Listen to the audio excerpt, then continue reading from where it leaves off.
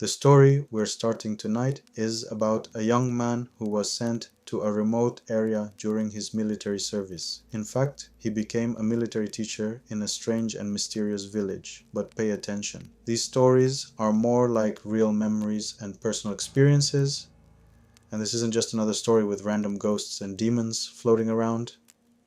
Still, if you're ready, let's hear the first part of this story. Hello. My name is Ramin, and I have many stories to tell. Some of the things that happened to me are similar to stories you may have heard before. Things like stones being thrown, repeating nightmares, and the usual kinds of harassment. From what I understood, they usually follow certain patterns at first, almost like they're trying to prove they exist, but once they gain power, they no longer hold back. Back in 2012, after a lot of struggle, I finally managed to get a military placement as a teacher, or more accurately, a military school teacher. After finishing my master's degree, we entered the training period, and honestly, it felt more like prison than military service. Our training was different from ordinary soldiers. Besides military exercises, they were also teaching us how to teach in classrooms. We spent 62 exhausting days inside the military camp. And in the end, they only gave us 5 days of leave. At the time, I thought the hard part was finally over. I believed I would spend the rest of my service in some office or maybe an ordinary school, but I was wrong. My leave ended quickly. The address written on my assignment papers belonged to the education department of a neighboring province. Naively, I thought I would be working there. They had even told us military teachers earned more than regular soldiers, almost 80% of a real teacher's salary. Anyway, I just want you to understand how I walked directly into disaster. I left around sunset, and the next morning, around 10 a.m., I arrived at the education office. That's when I realized I wasn't going to stay in the city. My mood collapsed instantly, but I tried to comfort myself. How far could it really be? Then they handed me the address of a remote village. When I asked the minibus driver about it, he looked at me and said, "It's 6 hours away from the province center." I bought a bag of chips and a bottle of water, then got into the minibus. The road was surrounded by endless mountains. As we passed through them, I remember thinking, damn, I've really ended up beyond the mountains. Still, I was happy I wasn't trapped in a military base anymore. At some point, the violent shaking of the minibus woke me up. My entire body was covered in sweat from the heat. I tried opening the window, but it wouldn't move. When I checked the time, I realized we had already been driving for nearly 3 hours, and all I could still see ahead were mountains and empty roads. About 30 minutes later, the land finally flattened out, and we arrived at the village. When I got off the minibus, I noticed something strange. Even though it was a village, it somehow felt like a small town. There was a square, shops, and several men repairing cars by the roadside. That gave me a little hope. I asked around until I finally found the school. As soon as I entered, I heard voices coming from the end of the hallway.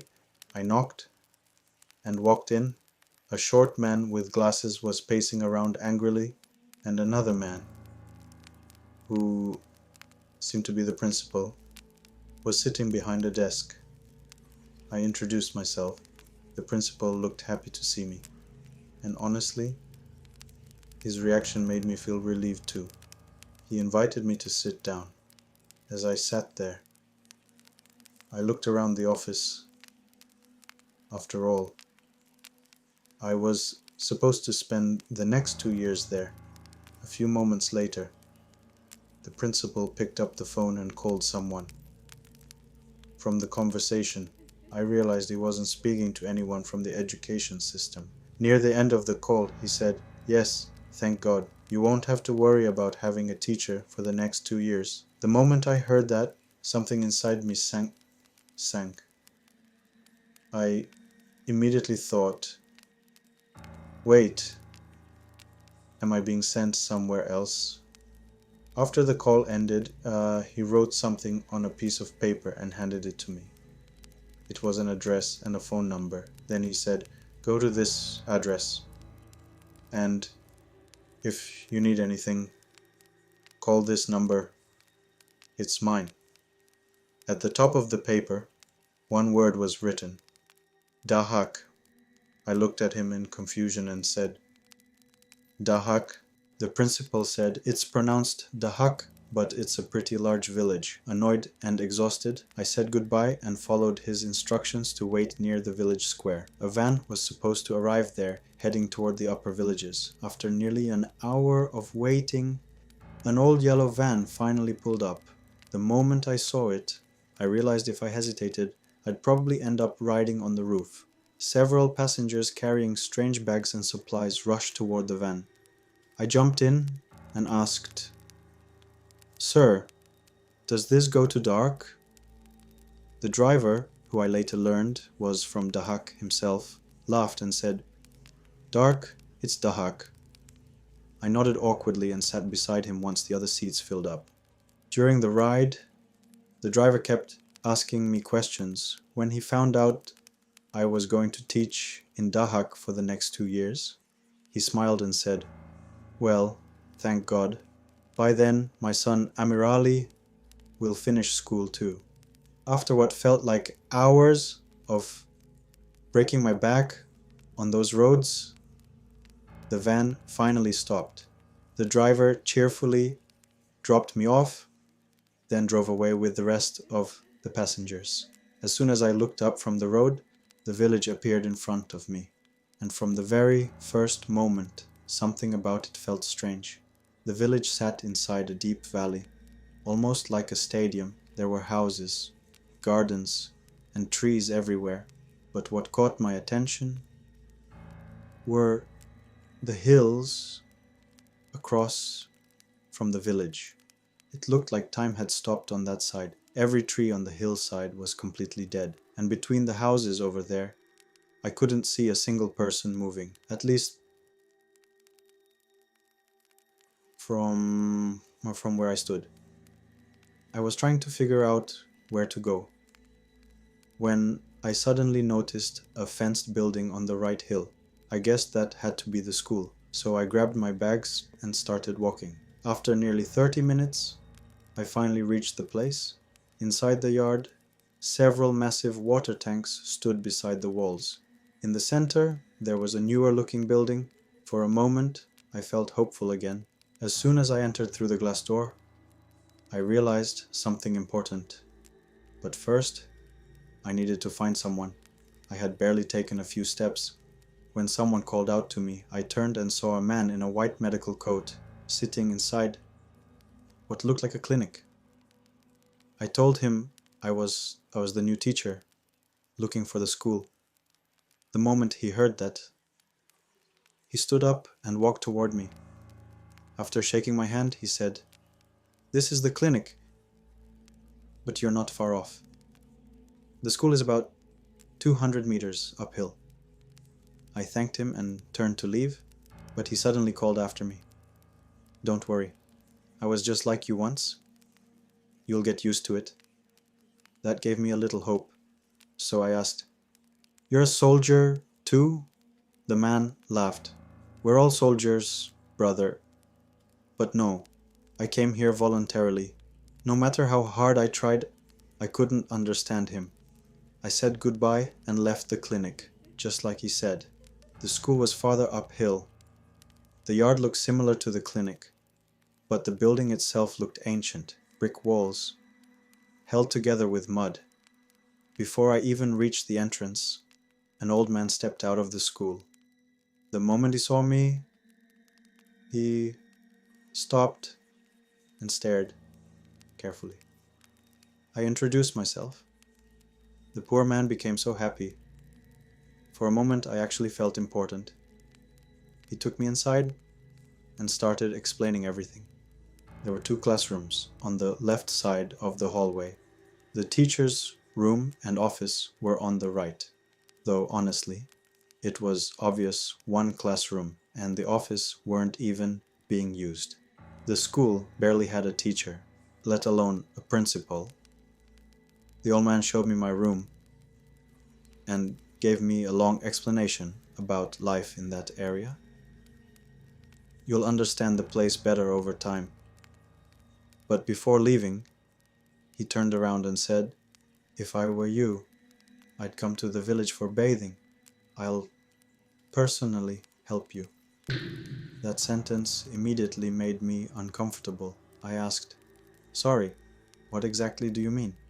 The old man laughed and replied, "My family has owned the village bathhouse for generations. It opens at 5 in the morning and stays open all day. But if they catch you there too early, they'll break your legs." Nervously, I said, "Thank you. That's very kind of you." The old man burst into laughter.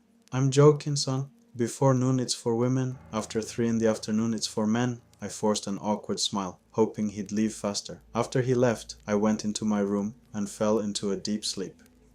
Several hours later, I woke up to the sound of knocking on glass. I was still half asleep and completely confused. For almost 5 minutes, I just sat on the floor wondering, what the hell am I doing here? During those 5 minutes, the knocking never stopped. Then suddenly, someone shouted, "Teacher, hey!" I jumped up and ran into the hallway. A young sunburned guy had his face pressed against the cracked glass door, calling for me. When I opened the door, he smiled and introduced himself. After greeting me, he said he came to help. I asked, "What kind of help?" He replied, "Any kind. Have you eaten lunch yet?" Honestly, I wanted to punch him for asking. But I was starving.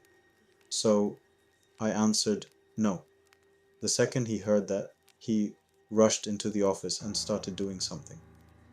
Meanwhile, I went outside into the yard to walk around. The sun was slowly disappearing behind the houses on the hill. The whole village felt empty, silent, and depressing. I suddenly remembered the first day of military training. Back there, I had friends, people I survived those 62 days with. But here, I was completely alone, as I stood there, lost in thought. The sound of the evening call to prayer echoed from deep within the village. The man reciting it didn't exactly have a beautiful voice. At that moment, all I wanted was a pack of cigarettes and a thermos of tea. A few minutes later, the young man came outside and sat beside me. Then he asked, "Why do you look so depressed, teacher?" Without even looking at him, I replied, "For God's sake, don't call me teacher. It makes me feel old." He laughed and said, "So what's your name?" "Mine's Muhammad Javad." I looked at him and said, "Can I just call you Muhammad? I'm Ramin." Muhammad shook my hand. And right there, I found my first friend in Dahak. A few hours later, we prepared dinner. Muhammad suggested we eat outside in the yard. There was an old wooden platform in front of the school building. So we sat there together. When he lifted the pot lid, I saw simple rice and canned tuna beside it. Then I noticed he had only brought one plate. No matter how much I insisted, he refused to eat and said, "This food belongs to the school." I had barely started eating when we noticed someone approaching from the darkness. Before I could recognize him, Muhammad stood up and shouted, "Doctor, come have some tea." As the doctor walked closer, he laughed and said, What now? Trying to send us to space again? Mohammed laughed nervously, but didn't answer. Apparently, he had caused trouble before. The doctor sat down and joined our conversation. Mohammed explained that the village always had problems keeping teachers. And during the last 3 months of the previous school year, he had been teaching the children himself. Surprised, I asked, "So, you're a teacher?" Mohammed laughed loudly. "No, I only finished high school, but someone had to do it. Elementary lessons aren't hard. Even our sheep know what 2 times 2 is."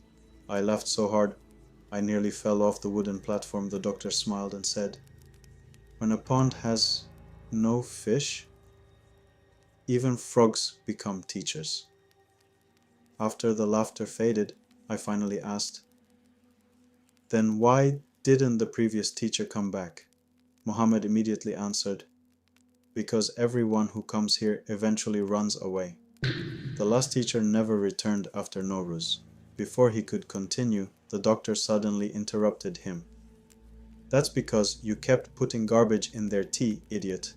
A few months ago, you almost left this village without a doctor too."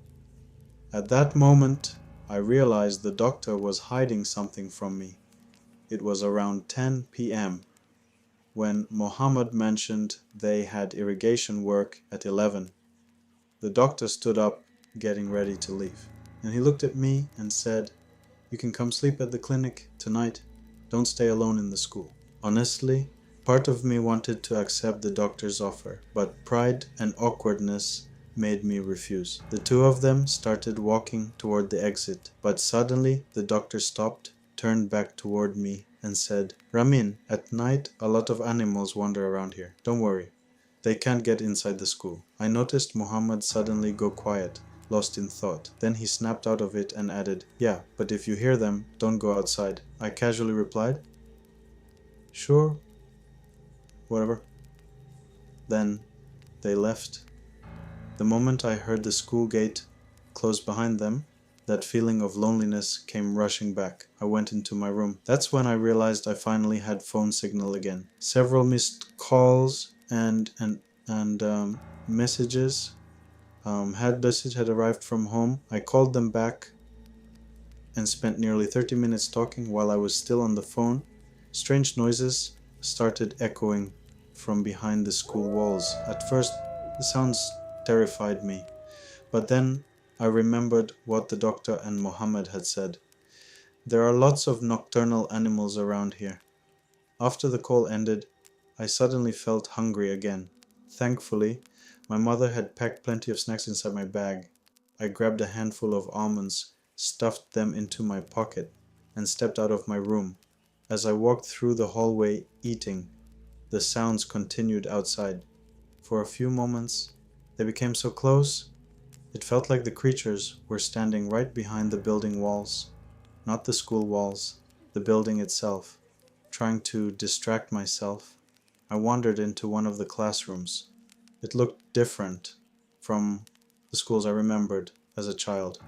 The blackboard wasn't black at all. It was dark green and built directly into the wall. I picked up a piece of chalk and wrote my name across the board.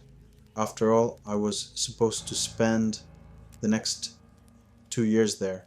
When I finished, I walked toward the old desks, trying to relive childhood memories for a moment. I had barely sat down when every hair on my body stood up. My name was gone. There wasn't a single trace of it left on the board. I immediately stood up and walked toward it. I tried convincing myself maybe I erased it without realizing.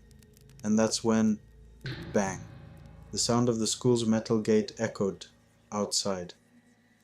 Hope instantly came back to life inside me.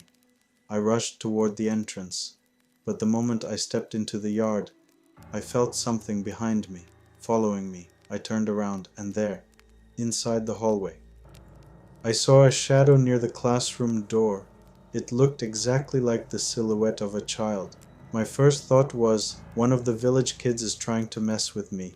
So I ran toward the classroom, completely ignoring the gate. What felt strange was the child didn't run away, not even after hearing my footsteps. But when I finally reached the classroom door, I froze. It wasn't a child, it was just the shadow of a trash can beside the doorway. I let out a relieved breath and started walking back toward the exit. Then suddenly, something inside me whispered, "Turn around." So I did, and the shadow was gone. From the angle I was standing, it should have been impossible to see it in the first place. I stood there, completely frozen, when suddenly the gate slammed again. This time I sprinted toward it. Before opening the door, I shouted, "Who's there?"